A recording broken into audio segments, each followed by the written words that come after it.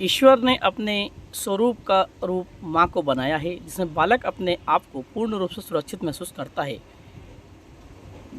ब्रह्म कुमारी ईश्वरी विश्वविद्यालय से वैशाली दीदी ने बताया। सुनिए आप पूरा वीडियो बड़े गौर से अंत तक। कार्यक्रम की शुरुआत दीप प्रज्वलन कर की गई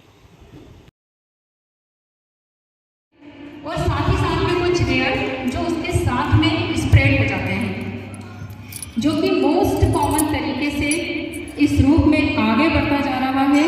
और अगर हम जानकारी लें तो उसका केवल एक ही कारण है, और वो है जानकारी का अभाव। जब हमको जानकारी का अभाव होता है, उस कंडीशन में वो कैंसर अपने पेट पसार चुका होता है। आज आप लोगों को मैं बताना चाहूँगी, केवल चूँकि समय की बहुत अभावता है, इसीलिए छोटा सा टॉपिक डिस्कस करूँगी, जिसको बोलेंगे हम सर्वाइकल कैंसर। सर्वाइकल कैंसर यानी कि बच्चे दानी के मुंह का कैंसर। बच्चे दानी के मुंह पे जब कोई गठान हो जाती है, हम उसको बोलेंगे सर्वाइकल कैंसर। जब आप इसके कॉजेज क्या होंगे, ये कैसे मालूम पड़ेगा कि आपको हो रहा है, इसके कुछ लक्षण मैं आप लोगों को आज बताऊंगी, जो आप निश्चित रूप से ध्यान रखें और अपने आप में, पड़ोस में, बहनों से जरूर डिस्कस करें। पहला इसका मुख्य लक्षण है ब्लीडिंग, अनियमित माहवारी का आना, पहला लक्षण। दूसरी अगर बात करें तो वो है post menopausal bleeding. Post menopausal bleeding का मतलब होता है कि जब महिलाओं में मेनोपॉज हो चुका है, 45 से 50 वर्ष की आयु के बाद, उसके बाद से अचानक से ब्लीडिंग का दिखना, जो कि अनियमित कहलाता है। तीसरा लक्षण अगर हम बात करें तो सेक्सुअल करने के बाद में अगर कोई ब्लीडिंग हो रही है, उसके बाद होने वाली ब्लीडिंग अनियमित कहलाती है। चौथा अगर हम इसकी बात करें तो वो है सफ़ेद पानी की समस्या। सफ़ेद पानी जो अनियमित है, जिसमें पीलापन है, और साथ ही साथ में जिसमें बहुत गंदी बदबू है।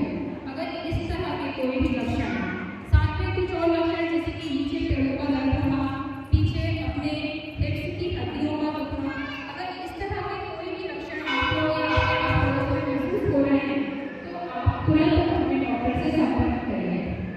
अब अगर बात करते हैं कि क्या ये पीरियड है, तो हम तेजी से ट्रेनिंग के साथ इसका उपचार ना करके तो प्रिवेंशन कर सकते हैं। प्रिवेंशन यानी कि इस कैंसर की बात चाहिए, तालियों के साथ साथ आप सबका प्यार चाहिए।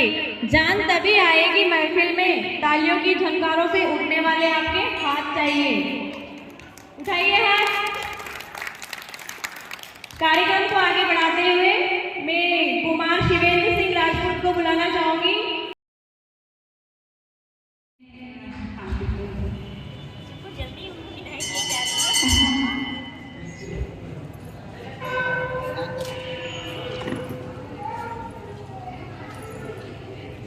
मैं हमारी आदरणीय सीमा बहन और हमारी वैशाली दीदी, जो विगत कई वर्षों से हमारे नगर में हम सब अलग अलग ज्ञान और सम्मान और सादर वाली बहनों को एक छत के नीचे लाके खड़ा कर देती हैं, जो अपने बहुत अमूल्य समय देकर यहाँ पर एकत्रित होते हैं और अपना ज्ञान हम सबको एक साथ साझा करते हैं।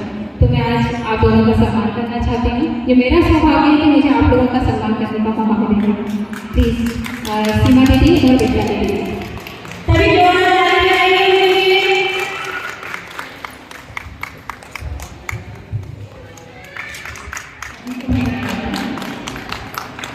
मंच पर उपस्थित हमारे कांग्रेस प्रेसिडेंट हमारी संपर्क में रह सकते हैं, लेकिन उसके लिए हमारी आंगनबाड़ी कार्यकर्ताएं और सहायिकाएं निरंतर रूप से आपके संपर्क में रहती हैं। यदि कोई समस्या हो तो आप मुझसे संपर्क कर सकते हैं। धन्यवाद। बोलिए रामचंद्र भगवान की जय, बोलिए बालाजी सरकार की जय। आज ब्रह्म कुमारी ईश्वरीय विश्वविद्यालय द्वारा यहाँ मातृ दिवस का आयोजन रखा गया है। कार्यक्रम में मंच की गरिमा बढ़ा रही आदरणीय वैशाली दीदी, उनके चरणों में मैं सत नमन करती हूँ। आदरणीय उमा दीदी, कार्यक्रम में उपस्थित हमारी महिला बाल विकास के अधिकारी रचना रावत जी, कार्यक्रम में उपस्थित मेरी बड़ी बहन कल्पना उपाध्याय जी, हमारी संचालन कर रही कार्यक्रमों की बहन अलका जी एवं सभी मेरी आदरणीय भाभियां, दीदियां, आंटी और सभी मेरी माँ समान बड़ी बहनें। जैसा कि आज मातृ दिवस का जो हम यहाँ कार्यक्रम कर रहे हैं, माँ के ऊपर मैं क्या बोलूँ, मैं खुद माँ की लिखावट हूँ। माँ वो शब्द है जो हर रिश्ते से बढ़कर जिससे हमारा संबंध होता है वो होता है 9 महीने ज्यादा का। अगर हमने पिता को देखा है तो वो भी बाद में, बहनों को देखा है वो भी बाद में, भाई को देखा है वो भी बाद में, लेकिन हमें सबसे पहले अगर किसी ने महसूस किया है तो वो है हमारी माँ। और अगर हमने किसी को सबसे पहले महसूस किया है तो वो है हमारी माँ। तो इसलिए माँ के ऊपर कोई शब्द ऐसा मेरे पास नहीं है कि ज़्यादा मैं कुछ बोलूँ, क्योंकि कोई एक दिवस माँ का नहीं होता, हर दिन माँ के होते हैं। माँ के कई रूप हैं, जैसे जो हमें जन्म दे रही है वो माँ, दूसरा हमें जो दुनियादारी सिखा रही है हमारी टीचर वो एक माँ है, हमें समय समय पर यहाँ शिक्षा दे रही है आदरणीय वैशाली दीदी, ये हमारी माँ समान है। हमारी जो कि सासू माँ होती हैं वो भी हमारी माँ है, क्योंकि माँ ने जन्म देकर हमें दुनिया में चलना सिखाया है और बड़ा किया है, लेकिन अगर हमें दुनियादारी सिखाई है तो वो हमारी सासू माँ होती है।